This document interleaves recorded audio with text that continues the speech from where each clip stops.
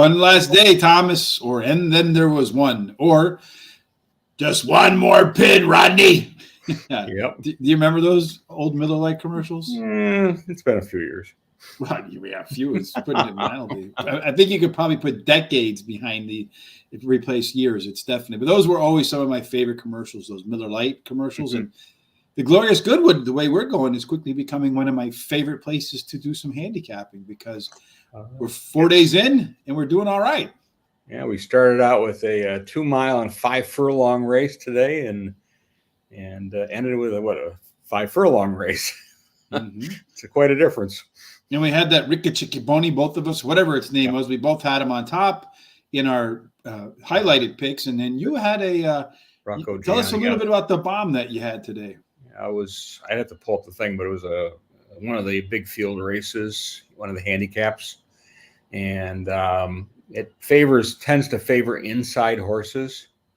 So I looked very carefully at the first 6 and came up with 2 of them, and they hit the board. The Orban paid over $50 to win, and the Exacta came out $173 because one of those shorter price horses came in second. But I'm not complaining. Heck no. So the full card picks are at horseracingtoday.net. We just highlight some of the key races here, at least the ones that we feel like covering. And today in this case, the ones with the biggest fields. Well, today we're covering 5, I think, of the 7 races on the card. So there'll only be 2 that aren't. That'll be only 2 races that'll be in your full card picks that we're not talking about today. One of those races we're not going to talk about is that first race, which is the maiden race. But I did picks anyway, so just quick. I went with the 4 Loyal Touch, the 8 the Foxes, 2 the Classic, and 1 Bucenta. Those are the 4 picks I put there. Tom will have his full picks there. We're going to go to the next race, though. We are going to do race number 2.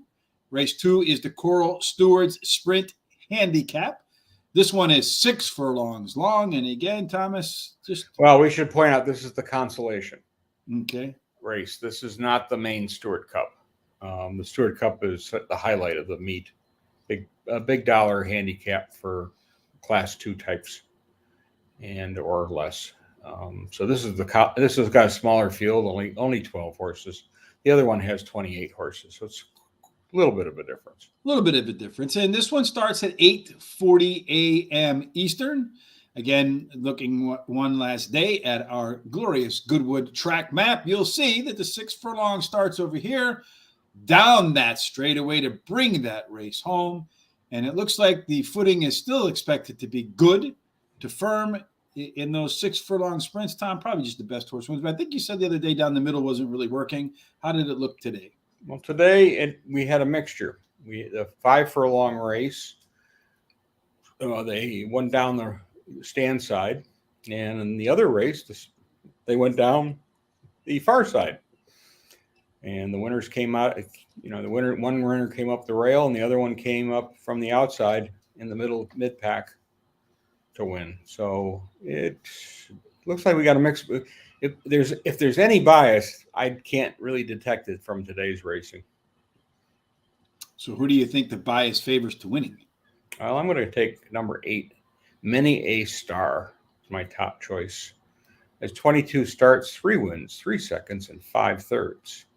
Not much in the last. It ran 8th, but the comment was it raced too freely. It was a mess before the race. It had a poor start. It had poor position, and it was never really in that race. Won 3-back at Ascot in Class 3 handicap. Looked very nice in that race. So why pick a horse off bad form, but it has had good form? Because they pulled the apprentice jockey off and put Tom Marquette up on this horse, and I think that will do a lot of good. And it just been, it wins, and then with the apprentice on, and then 2 awful races. I don't think it's an awful horse. I think it's just needs a little more tender, loving care. Better pair of hands. Yeah, and certainly that's an upgrade in my mind in terms of a jockey, and especially in a race like this. Number 9, A Bait, is my next choice. It's 38 starts, has 6 wins, 6 seconds, and 5 thirds. Its last race, it was forwardly placed. and then went the other way. And at the end of the race, it ended up running last. It won at Class 4 level by 3/4 of a length, and this season it's got 1 win, 1 second, 1/3 from 6 races. If it runs back to its new market form, I think it's got a very good chance in here. Number 10, the Lamplighter, is my final choice. It has 52 starts, 6 wins, 10 seconds, and 9/3. Ran 5th at Goodwood last out in a 6-furlong race. Ran near the rear, made some progress, but it wasn't enough to get up to with the winners. Previous two starts, it ran 2nd in both those, and 1 was at Goodwood. The draw 5, I think, is good. This is one of those horses I think will need a good trip to get in the money, and I think it's got a reasonably chance based on its record there. And then my saver is with the favorite Lethal Levi, which is number 7, and that was just thrown in there if we get some changes. Okay. Well, your throw-in is my starting point for Lethal Levi. Like the fact that this horse has been a consistent performer. Last year was in the money in 2021. 8 out of 8 so far this year, 6 out of 8. And when you look at that performance, most of it has been done, at least most of the good work has been done at 6 furlongs, where it's been out 13 times, 6 wins, 3 seconds, and 2/3. The last 3 races, just a neck away. And it looks to me like a horse that's just getting stronger. It's starting to expand its winning margins. The one horse we agreed on. Yeah, it's a 3-year-old against older. So it does get a little bit of a little weight allowance, but not much in this race because this is a handicap versus a group or a listed. My next one is number 2, Dream Composer. 2 runs at Glorious Goodwood. One of them was a win. One of them was a place. Been at the distance 8 times with a win, a couple of seconds, a couple of thirds. If I look at the horse, its performance outside of that last race, most of the times it's caught a good surface. It's performed really well. You had a second, a first, a second, and a second. So I'm expecting a rebound here from Dream Composer. Like you, I like the 10 horse as well as my third choice, the Lamplighter. It's funny that we have a lot of agreement so far today, Tom. And last time we had a little bit of agreement, I think we did all right in that race. Lamplighter is one that's had some success at Glorious Goodwood. Ran there 11 times, 3 wins, 2 seconds, and a third. Horse is coming off of the bench. Last time the horse came off the bench, it came to run at Glorious Goodwood. That finished 2nd by a nose. So it looks to me like a horse that likes to run with a little bit of time in the barn to refresh those legs and get ready to run again. And then number 8, Many a Star, is my final choice in this race. I guess my throw-in, as you deem it. Been at the distance 10 times, 3 wins, a second, 3/3, so clearly likes the distance. Last time out wasn't a particularly strong race, but Goodwood's done okay. Ran there once, ran a third, so I do like the fact that he's performed well at the distance. Seems to me that he's a horse that's kind of like one of what I mentioned, an on and off horse, lights on and then awful. And when you look back at the resume, it's rare that he runs 3 bad races in a row. Usually he runs a good one, a bad one, a good one, a bad one. This particular time he's run a good one, a bad one, a bad one. Hasn't really run 3 bad ones in a row, so I'm expecting him to run bounce back race on Saturday. All right, Tom, this is my favorite part of what we do, the predictor. All right, let's see who's going to win this race. It's too bad. You know what? It's too bad we can't make our picks and then do this and be over. Let's see. Oh, this one looks like it's going to be a close race. Dark Shot, a name neither one of us brought up today. All right, so Dark Shot, maybe that's one you got to think about because the predictor says Dark Shot is the way to go here. And currently at what, 25-1? 28-1, yeah. 28-1. That's pretty unbelievable. That would be a nice price. Well, I got it if it goes in. I take credit for the predictor. All right, so race number 3 on the card is the Coral Summer Handicap. This one is a 1.75 miles, so it's a bit of a journey. They'll be running for a while, so you'll have time. I don't even know where do they start here. They start on the curve of the loop, and then they go around. Right. up they go, and then around they go, and then I got a 50-50 choice. So I'm going to think they're going to come on the inside, Tom. I think you're right. All right. It took me 5 days, but I finally got one right. And then they come down here to the finish. So these sort of races to me are all about horses that have the ability to make the distance. I really don't think that pace makes a big deal here. Everyone's going to jog out of the gate and then try to accelerate as they probably come down that straightaway. You think it'll go any differently? No, I don't. They'll pick it up when they hit that top of that stretch, and it's all about positioning early, in my mind, and who wants to cut the pace and who wants to sit mid pack, and if there's any dead closers. Now we've only really had one dead closer win at Glorious Goodwood this on these 4 days now. So. I tend to think more of the ones that are going to sit a little more forwardly placed in this kind of a race will definitely be better choice. Little tactical speed. Yeah, I think you need that. Mm-hmm. So who has the tactical edge? I'm going to take number 2, Thaller Man, is my top choice. Has 7 starts, 2 wins, and 2/3. Last 2 races, the best way to describe them, they were a complete mess. He was bothered midway in the race. He tried to go right, then he went inside, and he never really did very well. Mm-hmm. And his race at Ascot was even worse. He was slow away. 3 furlongs to go. He started to make some ground up and improvement, and then, we don't know what exactly happened but the jockey did get called in by the Stewards to ask what was going on. He won his first start, and it was the season, and he did a lot of extra work to get that win. And I really thought that was an interesting,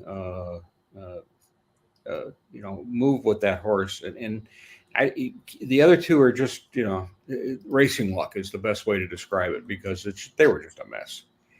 And I like the switch. They're going to switch to an apprentice and get 5 pounds off on this horse, and I think that will help. And when you're in one of these long stayer races, yep. Everything counts. Every pound counts, that's for sure. Mm-hmm. Number 12, HMS President is going to be my next choice. 25 starts, has 3 wins, 4 seconds, and 4/3. Tossed the last race at Newmarket. He raced in the rear. He made some progress. Then he stumbled mid-stretch and almost lost the jockey and was eased up. Previously, he won at Goodwood at a Class 3 handicap as the favorite. His other starts this season, he's run 4th twice, and they were in Class 2 and Class 3 races. I also like the jockey switching on this one, too, because they're going to use Ryan Moore. And finally, I'm going to take number 13, Bagu de Oro. 11 starts, 4 wins, 3 seconds. 1 last out by a head at Ascot. 1 before that, 2 at Newmarket. Its first start of the season, ran second to a good horse by the name of Red Flyer, who's racing here. And he's in form. He's done well at the lower class levels, the 3 and 4, but he's definitely in form. And I think the move up won't hurt him any, and he should be right there. But this is a really, really hard race. Mm-hmm. I had those 3, and then I had Golden Flame, Red Flyer, Sam Cooke, Clemana, and I just read something about that horse that made it more interesting to me, and then the favorite, Soapy Stevens. So it was a scramble. Let's just put it this way. Do you feel like there's really I decided to go for some prices, but I think no matter what you pick, you're going to get a price. Yeah, I went with Soapy Stevens because, as I mentioned at the top, I feel like when you run these 1 3/4 races, these long races, I like to have a horse that's proven it can do it and do so successfully. Soapy Stevens did do it 6 times, 2 wins, a second and a third. So no question he can handle the distance. And you mentioned that the horse, the previous horse, Bauge d'Or, looked like it's in form. I think Soapy Stevens looks like it's in form as well. 2 wins in a row. And it's also a horse to me, just looking at its runs, it looks to me like the longer the run, actually, the better for this horse. So we shall see if it can continue that form. I'm going to go with the 1 horse, Uchin Glen, as my second choice. There's a little bit of a price for you, Tom. 18-1, started off at 16-1. This is another one that to me looks like it can handle the distance. It's run it twice, has a win, and does have a third at the distance. Last couple races were okay, but I feel like they might have been a little too short or a little bit too long. So I'm hoping to see a rebound here, especially since horse seems to like the distance and also seems to have done okay at Goodwood, running there twice with only a second. So and he has he has back class. He is a Group 1 winner. Well, maybe he can do it again. That's what I'm hoping. He hasn't done much lately, so maybe rebirth. Number 3, Sam Cooke. That's my third choice at 12-1 shot. Last time out, finished 4th, but only by 3/4 of a length. So if I like Soapy Stevens, gotta like Sam Cooke. So 2 of them battled it out for the win right there. I think this is another one where the longer the distance goes, it looks to me like the better. Making its 4 start off a layoff, and the last time it ran 4 off a layoff, ran at Ascot, ran 4th. So we'll see if it can do a little bit better there. But I feel like the longer the distance, the better there. And then finally, number 5, the Max We Can. So much like you, Tom, once I got past Soapy Stevens, looking for some more prices. The Max We Can is run at the distance 7 times, does have a win, does have a second in there. But what got my attention is he's run at Glorious Goodwood 5 times. 2 of them, hasn't done anything else in the other 3. And then he's run a different track 26 times and only managed to get 4 wins. So maybe it's a quarter of a horse for the course. Not a full one, but a quarter one. And if I can get that quarter that particular day, cash that quarter, we'll be good to go. All right, so the predictor says, you think either one of us is going to have the winner? What do you think? This is, as I said, I had 8 horses. Let's see. If either one of us had the winner in our 4, bang. Well, that guy looks like he's got a pretty good aggressive. Oh, the Max We Can. Check that out, Tom. Cool. That 20-1. Hey, you know something? This predictor's picking some bombs tomorrow. Yesterday, the last race, the first race was 28-1. This one's 20-1. Let's see if indeed I hope the predictor is right on this race. That would make me pretty happy.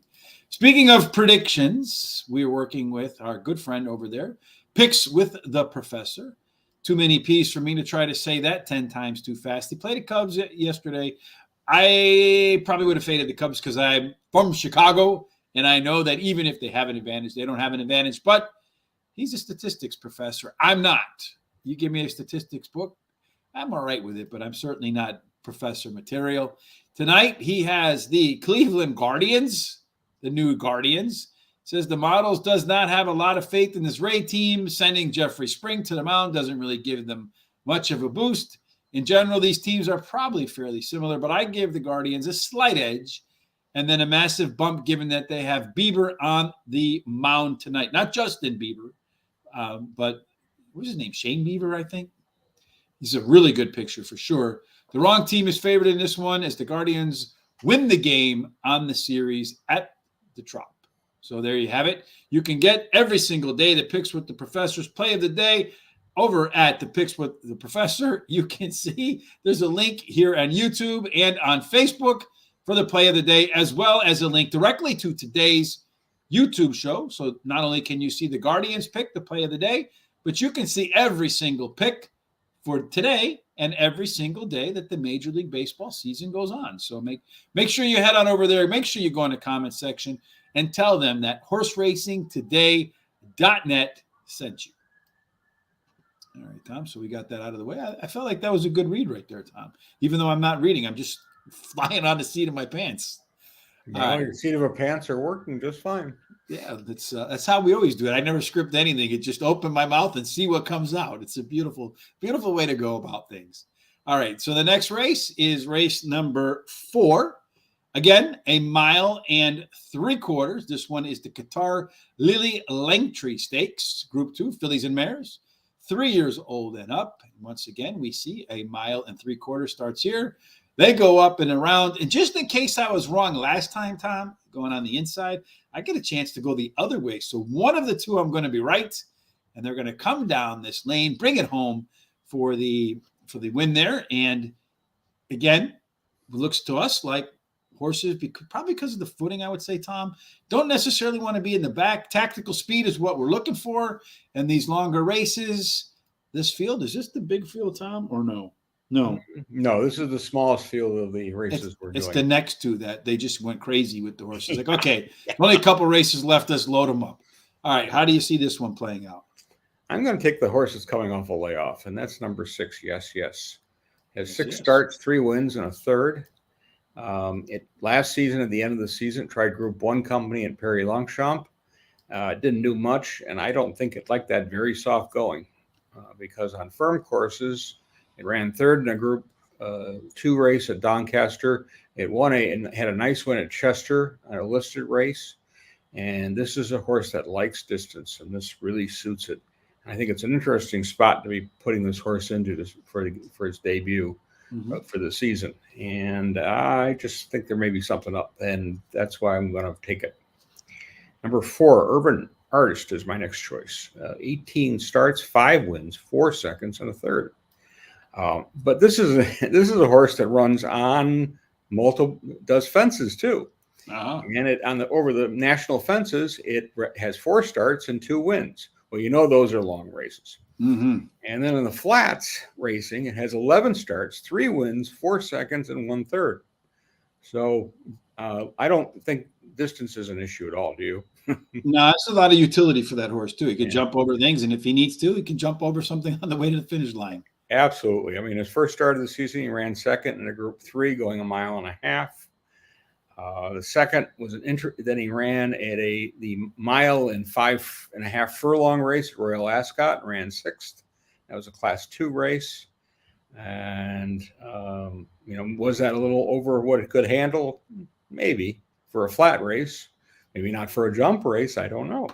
But I think this is a nice spot for the horse, and it has a record to prove that it does like running on the flat. Finally, I'm going to take number 3, Cia La Rosa. And it has 12 starts, 5 wins, 4 seconds, and 2/3.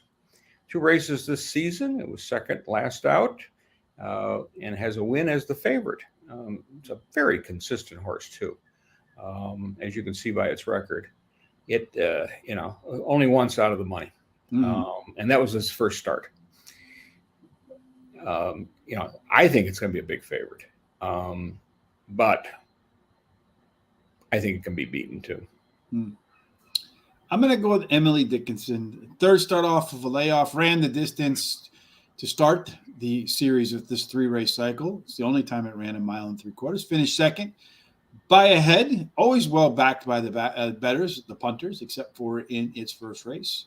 So I'm expecting a pretty good run out of this horse. The horse has also done pretty good work on a good surface. So far in 6 races, 3 really good ones, 3 really bad ones. I'm hoping for a really good one here. My next choice is number 2. That's Glen Artney.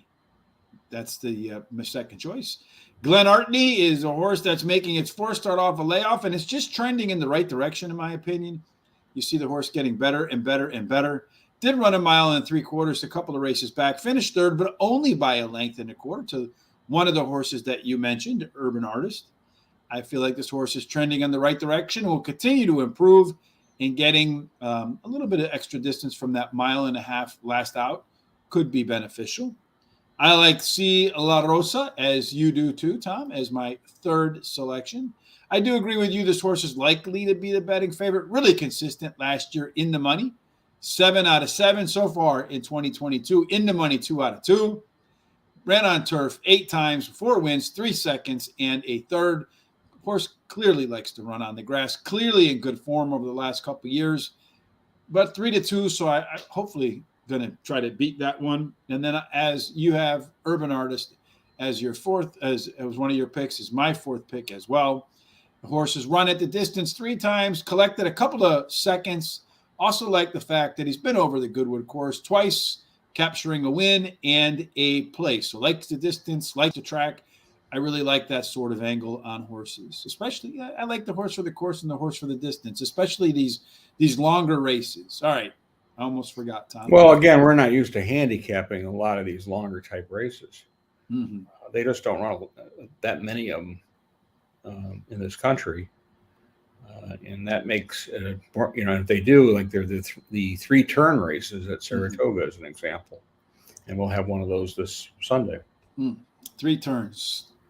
Fun. All right, the predictor says you think either one of us is going to have the winner. I think one of us is going to have the winner here. Yeah, it's a good chance. I think it's going to be either the Emily Dickinson or C. La Rosas. My guess is that what the simulator is going to say. Let's see if I'm right. Well, that guy on the bottom looks like he's going to be Emily Dickinson, C. La Rosa. Looks like about it. Oh, Glenn Hardy right there, Tom. I think I should be the predictor going forward. Forget this thing. Either that, you need to be working for William Hill or one of those betting operations. Yeah, whoever's creating these things, pretty good. I don't know if it's good or bad. Did any of them win for? I don't even remember. Do you remember any of these predictors when they run the race and say, "Oh, the predictor was right"? I don't. All right. But that's what makes it interesting. I completely forget. All right, Based so race. On their algorithms, and ours are not can be just as bad as theirs. So. Well, we have algorithms too, except ours are in here, right? Mm-hmm. And they're not as stringent in terms of the rules. No. All right, so race. That was some of our picks. Yeah, I mean, we're doing good though at the Glorious Good. Yes. We didn't do so well at Ascot. Maybe we should have used a predictor there. Yeah. But so far, Glorious Goodwood might be using our predictor. Definitely am on the plus side, so I'm not complaining. No. This race, number 5, is 6 furlongs. Again, the 6 furlong starts back here. They jet down that straightaway to see who can win the race. As Tom said, it doesn't look like there's a bias. They run inside, they run outside, but it doesn't look like they're really having a lot of success down the middle. So inside, outside, do you think that's about fair, Tom? I think that's a fair assessment, especially in a field this size. Yes, this one's what, 28 horses or 20, something? The maximum they can have, 28 horses. It's a lot of horses. All right, Tom. So before we get started, I'll be shocked, to be honest, if either one of us has the winner in the predictor. I would be very surprised. All right. So who do you got? With that, I'm going to take number 20. Oh, we got it all the way down here. Good eye. 43 starts, 6 wins, 4 seconds, and 10 thirds. Ran in a Group 3 at Deauville, last running 9th at big odds, and it was definitely big odds again. It was definitely over his head. Mm-hmm. Won a listed race in Baden at 6 furlongs by half a length, and really got a nice rating out of that race. First start of the season was at Hanover. It was good enough to get a 4th, and I like that. If I would ask myself, why did he pick? Well, pick this horse. It's a crazy race. He's going to be on the far side. It's going to be interesting. Mm-hmm. If you toss out that Group 3 run, and he didn't belong in there to begin with. He's had run some respectable races, and we did have a German horse win today. So keep that in mind. Mm-hmm. Rocco Gianni was a German. Number 13, Regional is my next choice. It's 10 starts, 2 wins, 3 seconds, and a third. Ran a Class 2 race at Doncaster last out and ran second. And this was the time he raced back in the back of the field. In his first start, he was a little more forwardly placed. It was at Epsom, and he ran 6th in a field of 14. So he's used to running in these big fields. Mm-hmm. The draw really doesn't help him, but I got to pick one where he is, and I think he's the best of that. I think he'll need room, he'll need a trip and position, and this is a lot of luck race, especially when you have this stampede coming down down this course. If you're looking for luck, you might as well pick number 13. No lucky number. You say that, and then it'll win. Now, of course, I'm trying to help you out. I took 4. Coachella is my final selection. 9 starts, 5 wins, 1 second, and 2 thirds.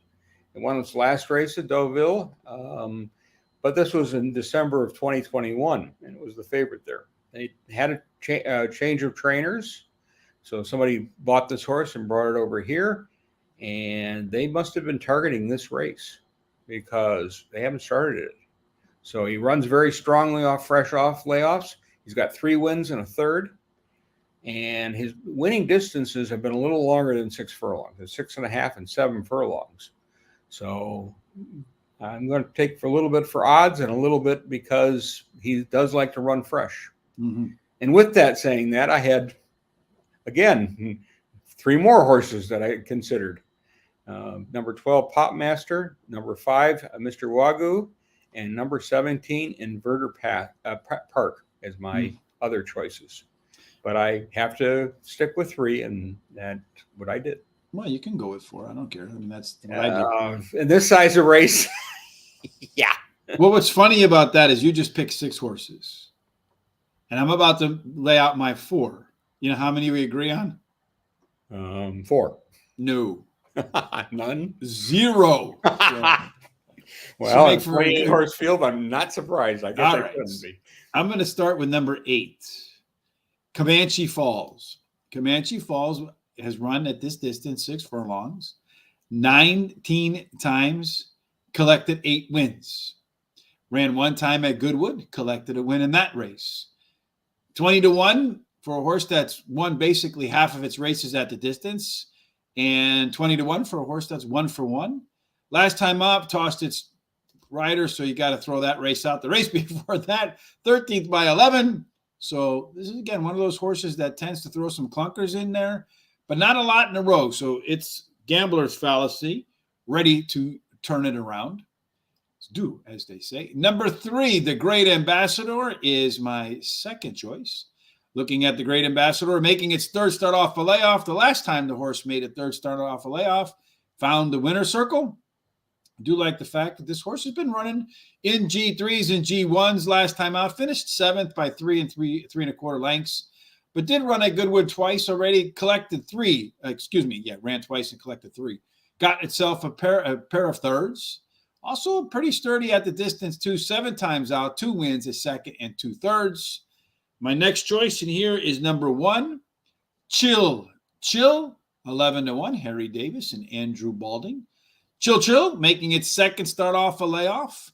Does have a mixed history, 2nd time off a layoff. A couple back ran a really nice race in its 2nd time off a layoff. I think when you look at this horse, it's been at the distance 9 times, winning 3 of them with a 2nd and a 3rd. It's one that's done fairly well on the turf as well. 14 times out on the turf, 4 wins, 3 seconds, 2 and 2 thirds, meaning in the trifecta, 9 of 14. I'll take that. Hopefully it does it again. And then finally, number 11, Batwan versus Batman, I suppose. Let me page down to number 11 here. Number 11, Batwan, is a horse that's been okay at the distance. 8 times out, 2 wins and a 2nd. But this one looks to me like coming in from France, like it's in like hidden form. Finished 4th by a neck at 6 furlongs. Came back to finish 2nd by 1 3/4 at Deauville and Chantilly. So one of the things you told me, Tom, is they run for more money in France. Yes, they do. So this is a big dollar race. Mm-hmm. But keeping that in mind, my thinking is, you're going to put your horses where the big money are, and the better horses tend to run for the bigger prizes. Yeah. The predictor. So you and I, between us, we have 10 of the 28 horses. It'll be interesting to see if the predictor has any one of them as the winner. Probably not. All right. Well, we'll find out in 1 second. But this guy looks pretty easy winner. Oh, Ratea. Let's see. None of us had Mankea. Batwan is one horse that we had. Tinto. So that's hilarious, Tom. So between you and me, we had 10 different horses. The predictor throws up, 6? Yeah. And of those 6, only one of them is only in our picks, that being Batwan. So between you and the predictor. I have Popmaster as also eligible. So between me, you, and the predictor, we have 16 picks. Well, actually 15 picks because we do agree on 1. And 14 of them are different. That tells you the sort of race it is, I suppose, right? It is a wild affair. It always is, and it's a good betting opportunity. And they probably are going to pay down for 5 places. So win and then the placings. So the bigger race today paid 4 placings. Of course, the horse that was on the bottom, a big long shot, paid $27 to place. So Coming fourth, I would take that coming in fourth. So I'd take that every day of the week. All right, Tom. Well, speaking every day of the week, we've been doing this every day of the week. We have. And this is the last race we're going to do. So this is the 1 mile and 1 furlong. So mile in his 16th. Federation of Bloodstock Agents Handicap. I don't know if you and I ever figured out where they're going to start out on a mile in the 16th. I'm going to suppose there's a mile here. Yeah, so be up a little farther. Up here. Yeah. And then they just run down this way and that way? Yeah, I think so. All right. So I'm getting it right lately. So there you go. They're going to come back around that way. This race, the last race of the day, starts at, let me page forward to that, at 11:30 p.m. Eastern time. So right after you're done with your breakfast, you can head, you watch a little bit of Glorious Goodwood, have a little bit to eat on your Saturday morning, and then sit down and get ready for the U.S. races, Tom. Hopefully we give them a little bit of money, something to think about, something to use in our last set of picks at the Glorious Goodwood. How are you going to end this week? I'm going to start out with number 10, Mark of Respect is my top choice. 20 starts, has 3 wins, 5 seconds, and 3/3. Ran second at Ascot last out in a mile race. It was close up. Led at the final furlong, lost a shoe in the running of the race, and that may have cost it. Ran second on the all-weather. He's going 1.25 miles, and it was half a length back. And earlier in the season, he won at Bath, going 1 mile. And Bath is really an up and down, very up and down. A lot of course for horse type runners. He's on the good to firm going. And I think if he runs back to that Bath race and not lose a shoe, he's got a good chance in here. Number 5, Fantasy Believer is going to be my next choice. Has 29 starts, 5 wins, 3 seconds, 3/3. The winner of the last 2 races, and they were at the Class 3 and Class 4 level. This is a Class 3 race. And he did it both by a half a length. Last race, he raced mid-pack and then moved. The race before, he was farther back. He's got to run that last race back at this track, I think, to have any kind of a chance. And more forwardly placed, he's going to be right there. Finally, I'm going to take number 2, Ajero, as my final choice. 15 runs, has 5 wins, 5 seconds, and 1/3. He likes to run second. He's done it in the last 4 races. And he's been doing it all mid distance and going long. His last race was actually in a Class 2 race at Royal Ascot, and he was beaten by 6 lengths. I think it was interesting. They tried him over the fence once, and he didn't even run. Like that, huh? Yeah. No, thank you. He said, no, thank you. So distance isn't an issue. He's making a good count of himself in a bunch of races this year. I don't know if he's going to get out of that habit of running second. Well, hopefully he does get out of that habit of running second, Tom. Maybe by wearing the number 2, he'll get out of that habit. I have him as my first pick. And the reason I have him as my first pick is this horse has really not done anything wrong, right? Second, third, and a win. So horse is competitive. Looks like it plans on being in contention for the win. And you got to be in contention to win to win. The next pick I have is just would be to this inside here in the U.S., but it's going to be way on the outside here. Post position 15, number 1, Forest Falcon. Horse has gotten a couple trips at Glorious Goodwood, took a win in one of those trips, got run at the distance 2 times, has a win in that. And this is a horse to me that looks like it's trending in the right direction as well, coming out at 1.25 miles last time, scoring the W.